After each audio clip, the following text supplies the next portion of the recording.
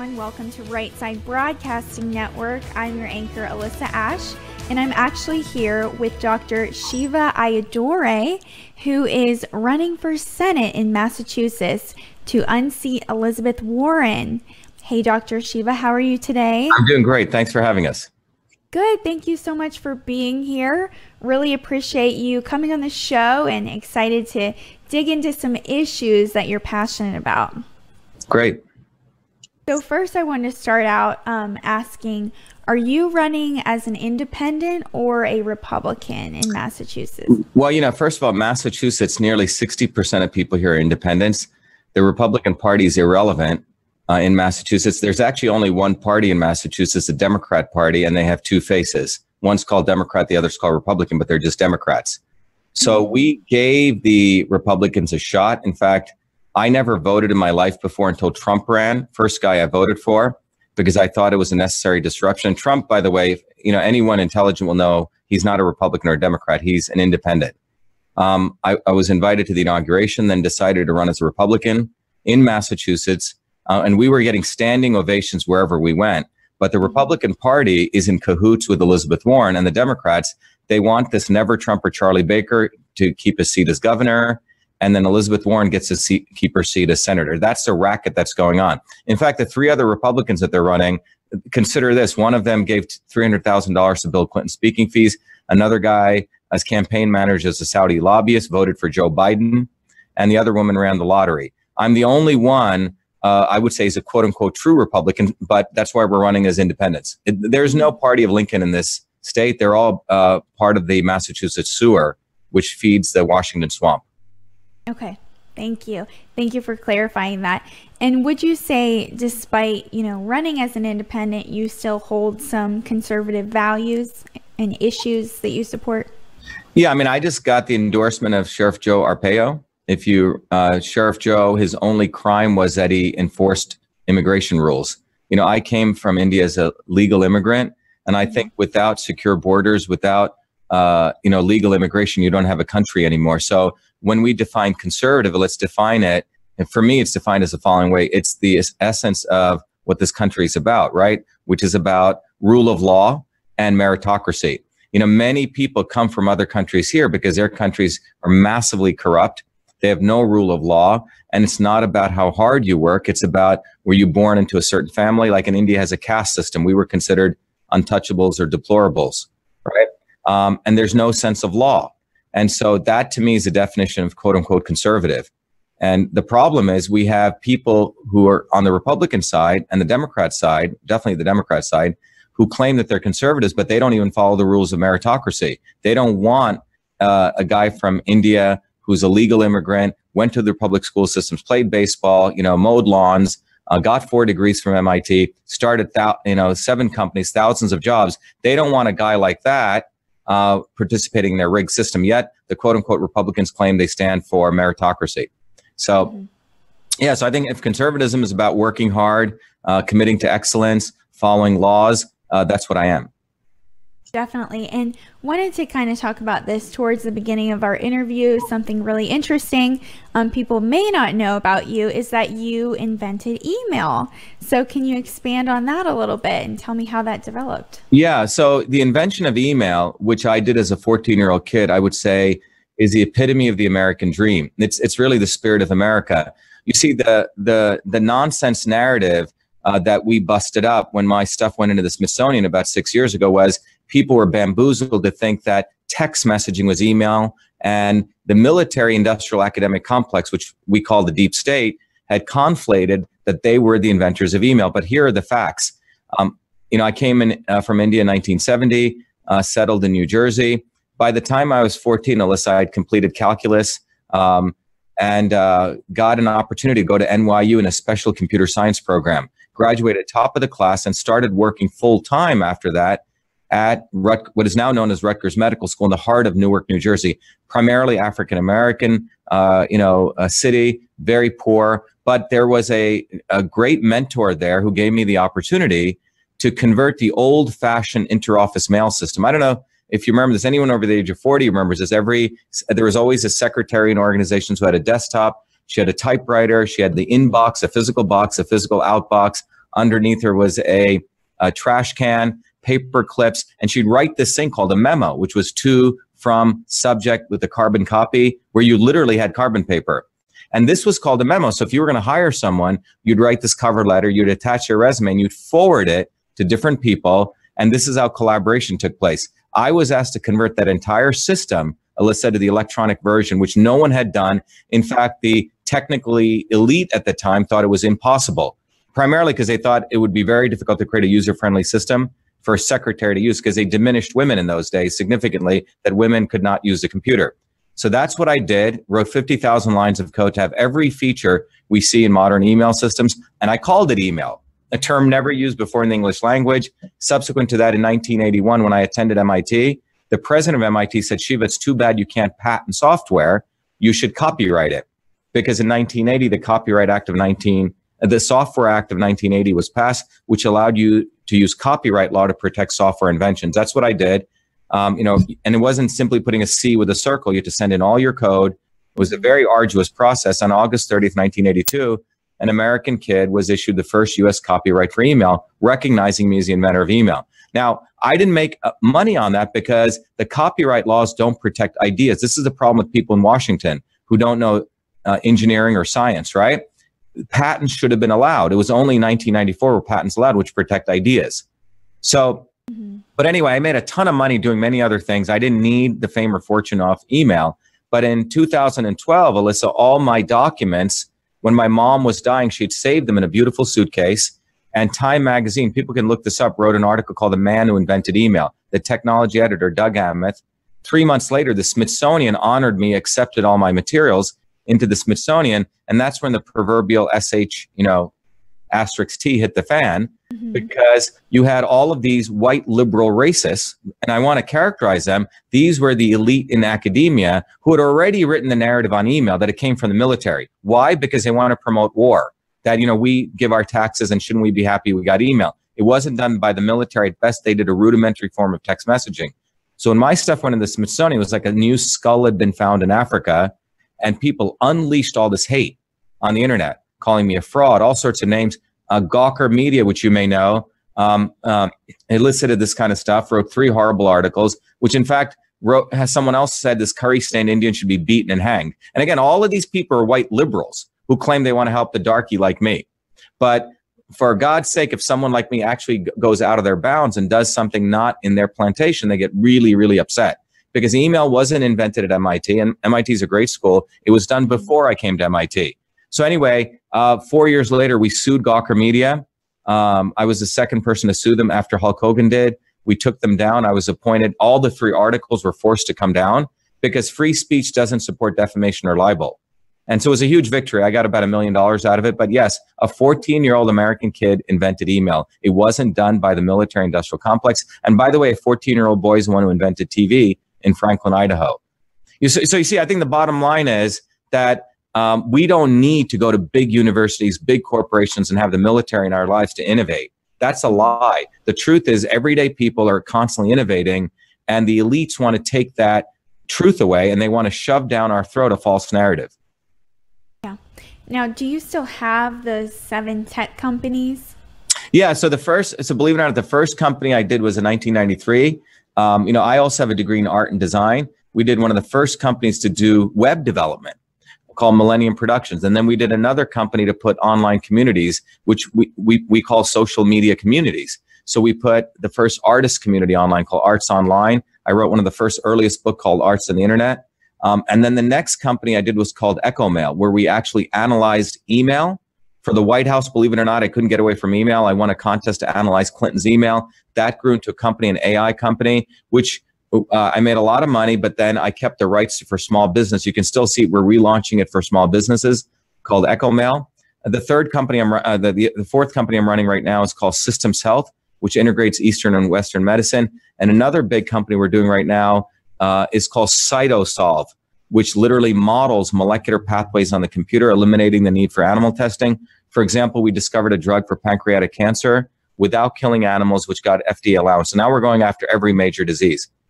I think the key thing is, Alyssa, says, I don't need to be running for U.S. Senate. All of these other politicians are either lawyer lobbyists or career politicians. They have no skills. They basically profit from being career politicians. And for me, this is about serving the country in the spirit of our founders, who were blacksmiths and engineers and scientists and doctors, right? And they came to serve, and they went back because they actually had a life. They didn't need to do politics to create their lives or to live off of. Definitely. So what led you to run? Well, in addition to being an inventor and a scientist, I've always been interested in politics. Why? Because I grew up when I was a young child in India, which had a caste system where we were considered deplorables or untouchables. So that started my interest in understanding political history. When I came to MIT, there's a picture of me, for example, I organized students to make sure more women, more minorities, more poor whites could come to MIT. There's a picture of me organizing food service workers so they could get a better wage. I've always felt that at minimum, the American dream should be accessible to all people. There's a picture of me burning the South African flag on the steps of MIT as an 18-year-old kid because MIT was talking all this liberal nonsense, yet they were investing and supporting racism there. I did some of the earliest research exposing Monsanto's scientific fraud and exposed a lot of scientists. So for me, this has been a natural process. But when Trump ran, and here's a guy who came from the outside, was attacking the mainstream media, was attacking the Republican establishment and Democrat establishment, that's when I decided to vote, which I never thought I'd do because I didn't like either party. And then it was just a natural set of things, and particularly recognizing that the deep state actually has a longitude and latitude, and that's Cambridge, Massachusetts. So why not, knock out the real sewer or the epicenter of the deep state, which is Harvard University, which is basically, if you take where our office is, a couple of blocks down between that and MIT. And that's where the real fraud takes place. The fake news is not just CNN. CNN is not that smart. They really get all their fake news from academia, the elites, because the elites publish all their stuff in things called journals, and journalists don't do any journalism anymore. They just literally cut and copy. So our view is that the American Revolution took place in Massachusetts, and what better place to have the second American Revolution to support what Trump is doing than right here. And I think I'm the perfect person for it because I'm a full embodiment of the spirit of America, which is sort of the logo of Massachusetts. Inventor, scientist, a worker, a legal immigrant. What better person to represent the state? Definitely. It's so awesome that you have all those qualities. And speaking of the president, do you think it would be beneficial if President Trump got involved in your campaign, possibly endorsed you? Well, the president has already, if you actually look at it, he's been signaling his support for us in various ways. He's caught between a rock and a hard place because he won this election. He's literally in a swamp. Think about it. He had to endorse Romney. Here's a guy who was one of his arch nemesis, right? Who said all sorts of things. So why would Trump endorse someone like Romney? Because I think he has to probably play some games with the RNC. So in Massachusetts, what we know is that I sent 3 DNA test kits to Elizabeth Warren. All of them she refused. I offered her my $10 million building in Cambridge if she would take the test. And by the way, also proved that she was against that GMOs actually have safety standards. She's been a big proponent. She voted yay to protect Monsanto. She didn't take my offer. 2 days after that, Donald Trump Jr.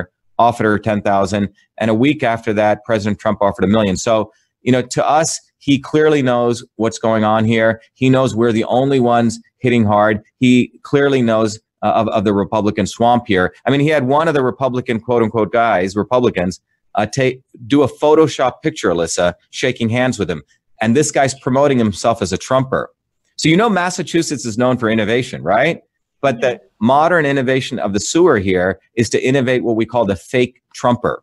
And the fake Trumper exists. Now, all of the Republicans who, one of them stole data from Trump, one of them Photoshop pictures, the other one was mocking Trump, they're all suddenly become Trumpers. Why? Because 1 million people voted for Trump in Massachusetts, and only 20% of that vote, 200,000, were Republicans. 80% of that was independents. So they want to suck back the independents who are basically anti-establishment, against the deep state, against the military-industrial complex. They want to bring them back into the Republican establishment. So this is the thing that people need to be alerted to, that the Trump movement, the Trump loyalists, were basically voting against the swamp of the establishment. They weren't supporting the Republican Party. So what the Republican Party is doing is now waving the flag of Trump to bring all those independent-minded people back into the Republican fold by using fake Trumpers. Definitely. And, you know, I was kind of going through your website, seeing some issues that you're more passionate about. So I wanted to ask you, why are you passionate about the First Amendment? And can you tell me about the controversial bus that you had? Yeah. So the First Amendment, you know, the pen is mightier than the sword, right? So the Second Amendment is a sword. The First Amendment is the pen. And if you, as a technologist, think about what email is. More people write email. Email is ultimately the modern sword, right? It's the pen. And so as the guy who invented email, I have a deep appreciation for communication, theoretically as well as practically. I've written widely about this. In fact, there's a book I just wrote, you guys, it's called The Future of Email. And I talk about where we are with the First Amendment and communications today. For example, one of the things I emphasize is when the founders of this country, particularly Franklin, created the Postal Service, which is an amazing institution, by the way, which was that I could send you a letter, Alyssa, and no one could interfere with it for like pennies, right? And if anyone did, they could be thrown in jail for 20 years, all right? Fast forward to 1997. I met with the Postal Service and I said, you know what? You guys should offer a free email or a public email service where people pay $50. You'll make a lot of money. But right now, Hotmail, Yahoo, Gmail, they are creating a situation where they can control communication because, they gave us these free email services, right? Very few Americans read those privacy notices. They're like 100 pages long, which basically say they own your email. They can monitor it. The Postal Service thought it was a stupid idea. They said, we're in the print mail business. And that's a problem with bureaucrats. They're nowhere near the innovators of Franklin. So now fast forward to today. You just said Alex Jones, right? Yesterday getting banned. Facebook and Google and Apple completely colluded to take out someone. And if you think about the mainstay of those companies, it's messaging, right? Apple controls the hardware where email messaging takes place, right? Google controls a platform for messaging, and Facebook also has a messaging platform. You see what I'm saying? My view is that the Postal Service should offer a public platform that maybe we pay $50, right? But it's protected by the laws of the United States, which means that if anyone interferes, it's a 20-year life sentence. That's the only way out of this. We're not going to be able to, legislate private companies don't throw us off because they're a private company. So yes, we can try the antitrust, but the ultimate institution that needs to be revived, in my view, is that the Postal Service needs to become the 21st century Postal Service, which provides the platform for free communication because the laws exist for that. And the founders thought about it. That's why I'm a big proponent of the First Amendment. But the First Amendment needs to be brought to the 21st century. Mm-hmm. Definitely. And you said you talked to the post office about this. And in 1997, when I was running my company, and they said, we're bigger than Walmart. What do you know about the Postal Service? In 2011, when they were going bankrupt, and you can find this, I wrote a scathing article saying, if you had followed what I told you, you guys could be making billions. And then the Inspector General of the post office contacted me, and he gave me about $100K to do a commission report. And I said the same thing. Here are ways that the Postal Service can do stuff. And yet they've done nothing. Right? So the bottom line is that we as Americans need to demand the right framework to ensure that our First Amendment rights are protected. And it's not going to come through Google and Facebook. It's not going to come through them. It's a pipe dream to think that. The Postal Service is the only existing framework, unless we create something new, that can provide us that platform. So I know that you just held a town hall meeting last night about real healthcare. Can you expand on that a little bit and tell me about the message you delivered? Yeah, I think the key message we delivered is that neither Republican or Democrat has really addressed the issue what real health means. And for us, real health is really getting down to the fact that food is medicine, that you need to lower the cost of healthcare, and we don't have enough primary care physicians directly helping people. So let me explain that.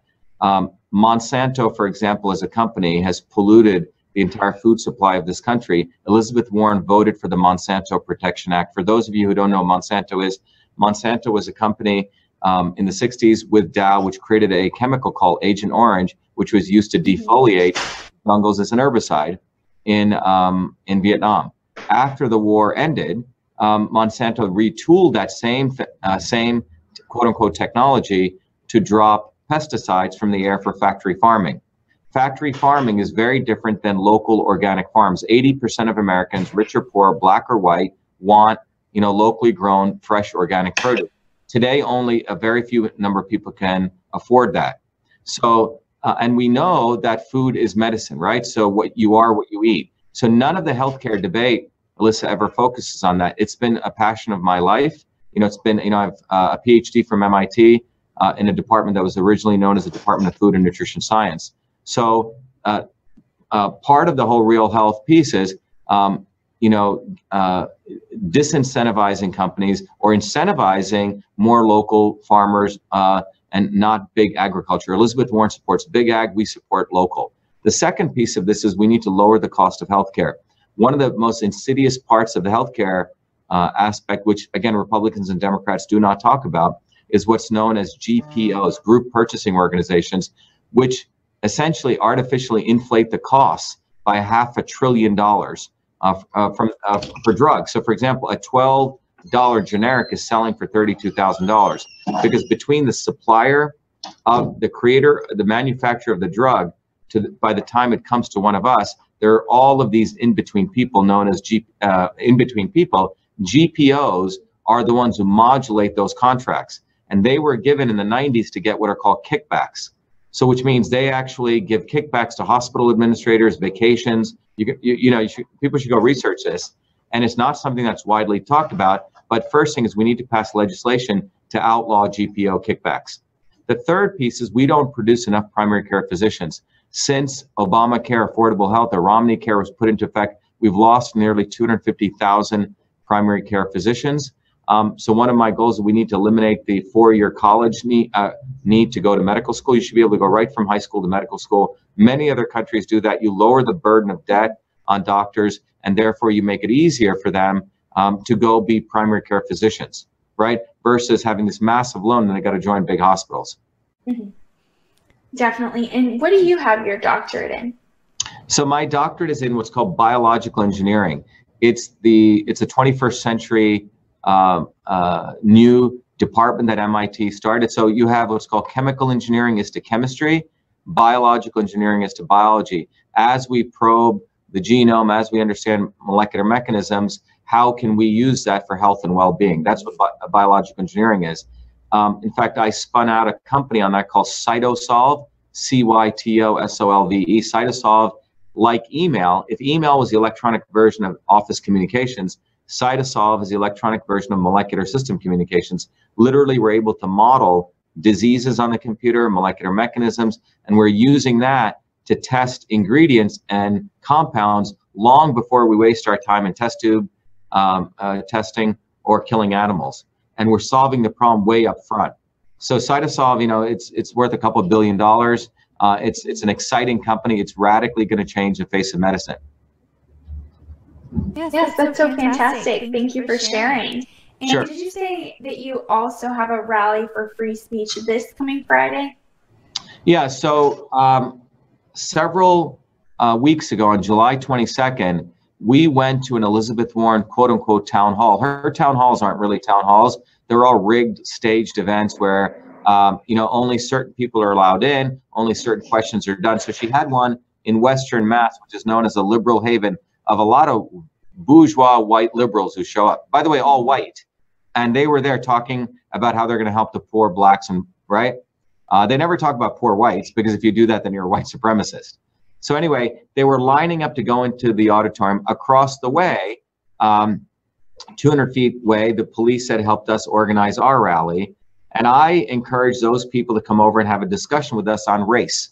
You see, the Democrats believe they own racism. And the way they own it is tell people not to use certain words or change the names and articles defining what racism is. And yet they never talk about the real racists, who are the people like Elizabeth Warren who use affirmative action to get into universities like Harvard when she had no right to even get a job there. They're the ones who create race war. One group calling itself the right points at poor blacks, and the other group calling itself the left points at poor whites, calling them rednecks. You follow what I'm saying? But the issue of race is never addressed. They want race war. So one party gets access to black votes and the other party gets access to poor white votes. And the way to really resolve that, in my view, is real jobs. And President Trump has done a lot in that direction. In Massachusetts, by the way, for every 17 skilled job openings, only one person is skilled, which means we don't produce enough qualified skilled labor. We don't produce enough engineers. We don't produce enough doctors. We don't produce enough plumbers, electricians, actual skilled labor. We produce a lot of people who are getting these degrees which have no value, and then they're burdened with student loans. So if we want to solve racism, let's put a couple of vo-tech schools in every inner city. That's what we should do, where people learn actual skills. And by the way, the average net worth of a black person in Boston, miles away from Elizabeth Warren's mansion, is $8. And no one speaks about the plight of poor whites, whose infant mortality rate is explosively growing, who have the highest opioid addiction rates, 3 times the national average in Massachusetts. So if we want to really bring America together, we have to point out who the real racists are, and they're the people who wear their robes out of Harvard University, and Elizabeth Warren's one of them. So we have a huge rally planned, which is called Racist Elizabeth Warren, because she sent one of her henchmen, when I was calling them out, to punch me in the face with my megaphone. The guy was fortunately arrested. We're going to go after him. But this is our poster. It says, Racist Elizabeth Warren attacks free speech. And we're asking everyone, let's call out the real racists. I think for far too long, a lot of people have been called racist when they're not the racist. The real racist is Elizabeth Warren. Definitely. And I was going to ask you about that. I saw it on your Twitter and I watched the video. It was just a crazy scene. Can you break it down for me? What happened when her supporter actually attacked you? Yeah, in fact, there's a video out there, but we also put clips of the video on our poster so people who don't have access to video. But basically, as people are lining up to go in, there's a long form where I said, hey, look, you guys are part of the baby boomer generation. Some of you protested in the 60s. Why don't you come over here and have a conversation about race instead of going to a nice air-conditioned room, listening to Elizabeth Warren, who knows nothing about race. None of them. What's fascinating is none of them took our cards or flyers. We never get that non-take rate. So anyway, so since they didn't do that, I started giving my opinion on racism. I said, look, Elizabeth Warren is the racist. She used affirmative action to get into Harvard, right? To get her job there. She's a racist. She pits blacks against whites. The $8. We had one poster which said $8 is the net worth of an average black person. And then I said, we don't produce enough engineers. We don't produce enough doctors. What we do produce is scumbag lawyer lobbyists like Elizabeth Warren. And by the way, for me, the term scumbag is a technical term. It's actually a term from waste engineering. If you look at a septic tank, it's a scum that floats on the top and you put it in a bag. So I don't consider it a negative term. It's a very technical term, but that's what these people are. So this guy, you can see in the video, he's across the street. And it's fascinating, he's got a T-shirt that says liberal on it, Alyssa. The back of it says Democrat. He starts twisting his umbrella, walks over to me and starts calling me a racist. And then he says, you're not black. As though, if I were a black person, then he would not have attacked me. Maybe he didn't like it, but the fact that an Indian guy was being too honest, because maybe he thinks Indian people should just sit in their lotus position, do a yoga pose, right, and tilt their head, that we're not supposed to call people like him out. So he takes his fist and he punches it into the microphone. I chipped 2 teeth, and you can hear the knock. First, I thought it was a simple thing. I had to, I'm in treatment for whiplash, and also, I may have to get a root canal. But the fascinating thing is, if you look at the picture, it says liberal, and he's a white guy with liberal punching a dark-skinned Indian guy, right? Now, if that was a Trump T-shirt, it would be on the front page of the New York Times. Hollywood people would be flying into Trump Towers, right, to protest. There'd be candlelight vigils. But the point is, a dark-skinned American cannot call out a white liberal. And we're not going to stop. That's why we're hosting this rally, because we need to have a discussion of race in this country. It's the most two important thing in the Gallup polls. First is governance, second is race. But the Republicans and Democrats have both owned it, and they both split this country up. Let's talk about race. Let's talk about the real racists. And the real racists are the people out of Harvard University. By the way, Harvard University is a $40 billion hedge fund, which profits from every major economic collapse you can trace to an expert at Harvard. Harvard is a fake university. 30% of the admissions in there are based on legacy admissions. You don't have to be that smart to go to Harvard, but it's who you know.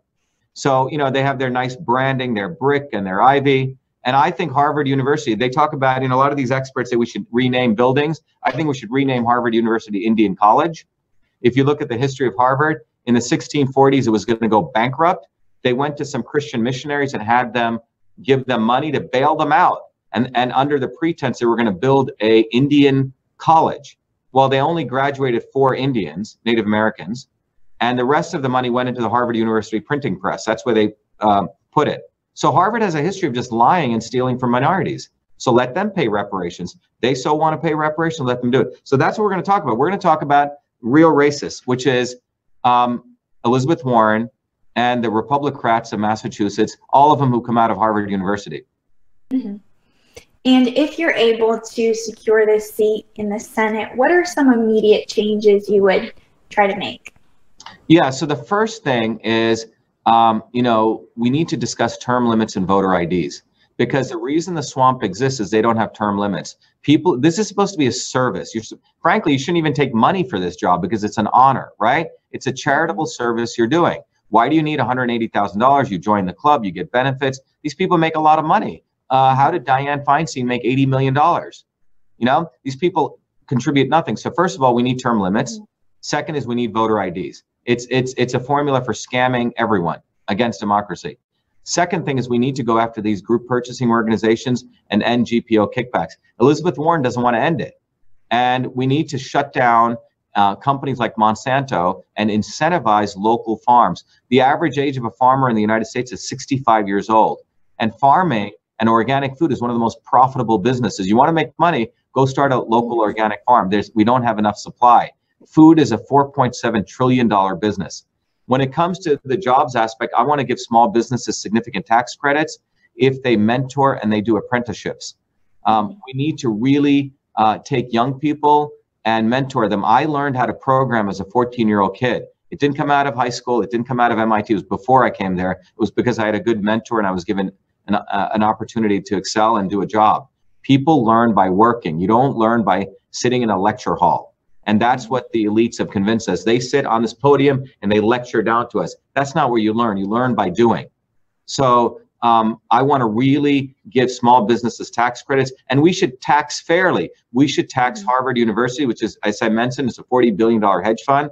They make billions in profit, and yet they hide under their shield as a nonprofit. They don't pay a penny. If we tax them at the standard capital gains rate of 25%, that will be close to $2 billion, which we can use to fund VOTEC schools. So I say tax the hell out of these universities, which are shielded while they're basically running casinos. They trade on Wall Street, they make money, they pay their hedge fund managers. Harvard paid their hedge fund manager nearly $58 million, 6 of them. It's not a university, it's a hedge fund. Yeah. And is there anything else you want to add? Yeah, I do. Supporters, and when can they get out and vote? Yeah, the most important thing we want to add is we are, by the way, the first one's on the ballot. And we got on the ballot in Massachusetts. You need to collect 10,000 signatures. We collected nearly 25,000, all done by volunteers, Alyssa, not one paid signature. All the other candidates pay people, or they have a party infrastructure of people that they do favors for, right? Through their Republican town committees. That's how all of them collect their signatures. This is truly a groundswell movement. So the way anyone can help is, see this thing right here? It's a magnetic sign, which says only the real Indian can defeat the fake Indian. You can go up online, all made in America for 15 bucks. You go online and you buy 2 of these and you put them on the side of your car. And we're recognizing people aren't political hacks. They don't have time sometimes to volunteer, but put these on your car and make your car a political weapon. So as you're driving around, you'll reach about 500,000 people. So that's one clear thing we need people to do. Go onto our site and volunteer. We're going to win. They're going to raise 50, 40, $30 million. There's no reason for that kind of money. What it is, it's a racket. They raise money and then they give it to their buddies in the media. They give it to their political consultants, and none of it really goes to any working people. It's all an insider game. You don't need this kind of money to win. You only need it if you don't have a message, if you have to pummel people with TV advertising. But we are the only ones who've made this race interesting. So people should go to shivaforsenate.com. Sign up to volunteer. If you want to give us money, great. But more importantly, action. Don't be in the audience. Start participating. Get these road warrior signs. Be a road warrior. That's what we need. I could ask you for a lot of money, but I'm not going to do that. If people can give us money, great, but we need action. We need people to participate. That's worth more than money. Definitely. And it's Shiva4Senate.com. Shiva4Senate.com. And above all, everyone should remember this important truth. Only a real Indian can defeat the fake Indian. That's good. Yes, I love that. Thank you so much, Dr. Thank you. Ayyadurai. It's been so great learning from you, just hearing, what you're really passionate about. And good luck. Thank you. Thanks, Alyssa. Be well. Yeah. Thank you. Have a great one. Have a great one. You too.